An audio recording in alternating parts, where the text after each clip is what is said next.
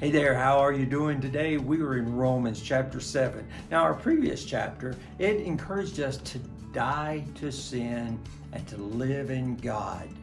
Well, Paul highlights in chapter 7 something that goes on deep within us that wants to prevent us from doing that. It really sets up a dilemma. He talks about our own sinful nature, and he says about it in verse 18. He says, that good itself doesn't dwell in me.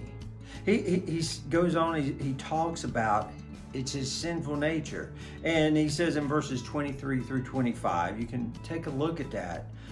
He talks about it, describes it as a war that is raging against his mind, and that the sin that lives within him actually makes him a prisoner. And he goes on and he just says, what a wretched man I am. And he asks the question, who will deliver me? And he ends by saying, recognizing what Jesus has done. He said, thanks be to God who delivers me through Jesus Christ.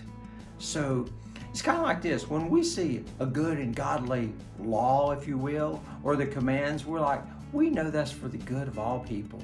And that's a good thing, and we ought to do that. So we're going to try to do that. But when it comes down to it, when it causes us gets us to a level of discomfort that we just don't want to tolerate anymore, we almost always rebel against that. We just do. And that's our sinful nature at work. Knowing that we're going to do the more convenient thing in the moment instead of what's better for everyone, including ourselves. And so we turn away. And so that's the dilemma that Paul is talking about. When we try to just live by the law, we're always set up for failure because we can't save ourselves. We need someone else. We need Jesus Christ. We need Jesus Christ. So don't forget that. It really sets the stage for chapter 8. And this is an important chapter. It's not saying we should tolerate sin because we just can't help it. What it's saying is we have a really true dilemma in our lives, and Jesus is the answer to that. And he gives more in the next chapter. So just be ready, be set.